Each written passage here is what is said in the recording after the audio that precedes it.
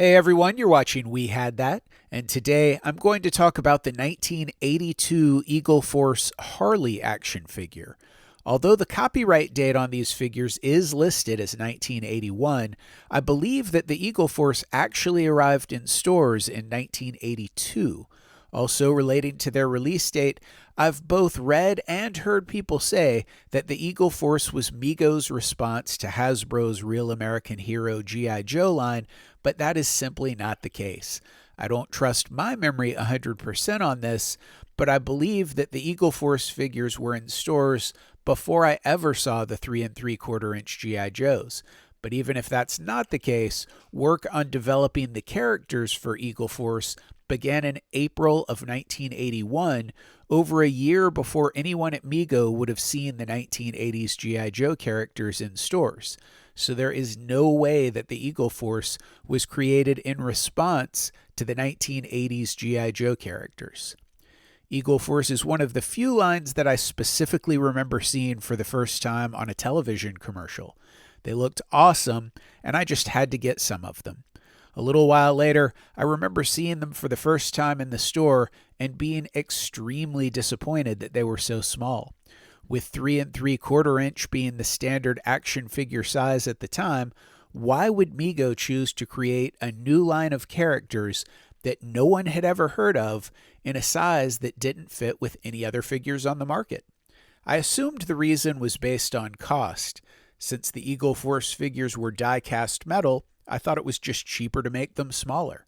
It turns out the actual reason for the size, and probably the reason that the Eagle Force was ever created in the first place, was that Mego had recently acquired the molds for a bunch of old Marks vehicles and playsets that were originally sold with little plastic army men. They were too small for the 3 3/4 inch figures, so I believe that Mego decided to create a new line of figures that were specifically made smaller to fit along with these vehicles and playsets. When the figures were originally pitched to be manufactured, the line was going to be called the Screaming Eagles, and Captain Eagle was originally going to be called Captain Claw.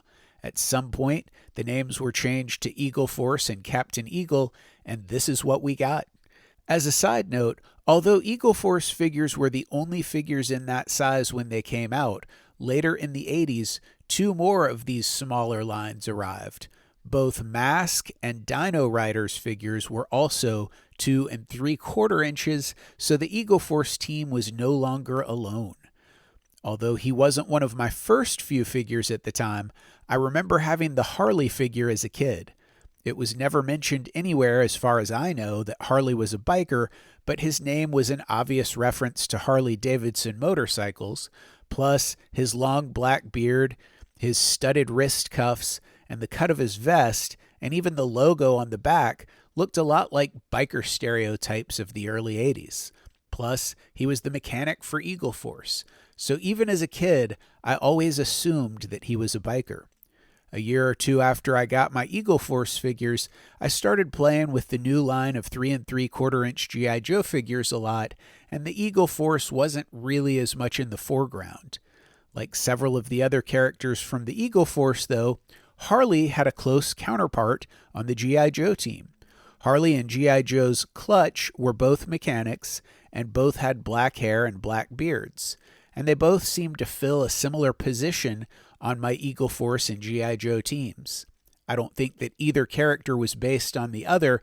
I think it was just a case of 2 first-wave military teams coming up with the same ideas for the same characters, possibly based on actual military units.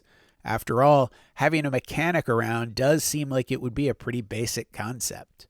Because the Eagle Force figures were created specifically for this line of toys, they weren't based on a movie or a TV show, and as kids, none of us knew anything about these characters beyond what we'd seen in the commercials or read on the packaging for the figures. To help kids have an idea about who these characters were, Mego came up with the idea of including a 1-page comic on the back of each package to tell a quick story about each character. In the comic on the back of Harley's package, Harley's shown trying to fix their Jeep after it's been shot by riot jets.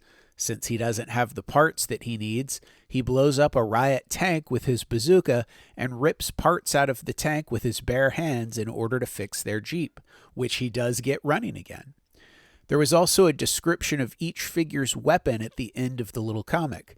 The Harley figure came with a 3.5-inch rocket launcher, also known as a super bazooka, which is an anti-tank weapon. Not only is this a real weapon, but the version pictured on the back of the figure's package looks a lot like the M20A1 version. The actual toy looks a little bit off-model and appears to have been influenced by both the M20A1 and the older M1, but that was probably a decision made to make the toy a little bit more sturdy rather than more realistic. The M20A1 went into production in the early 1950s and was used around the end of the Korean War and the beginning of Vietnam before being replaced in the 1960s with the much more lightweight and easy-to-use M72 Law.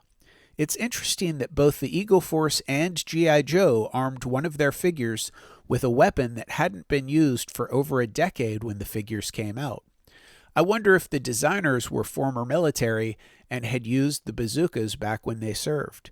I'm curious to hear what you think of Harley. Did you have a Harley action figure when you were a kid? What did you think of him back then? What do you think of him now? Was he a favorite hero of yours, or did he just hang around the motor pool back in your toy box all day? Tell me in the comments below. Also, please give this video a thumbs up, and if you have a chance, it would be great if you would share it on social media. If you enjoy my content, please subscribe to my channel and hit that notifications bell so you'll know when I post new videos. And one last thing, if you're a fan of toys, you should know about ToyLanta, the biggest toy show in the southeastern United States, held annually just north of Atlanta, Georgia, and its sister show, JoeLanta. Visit ToyLanta.com for more information about both shows. As always, thanks for watching.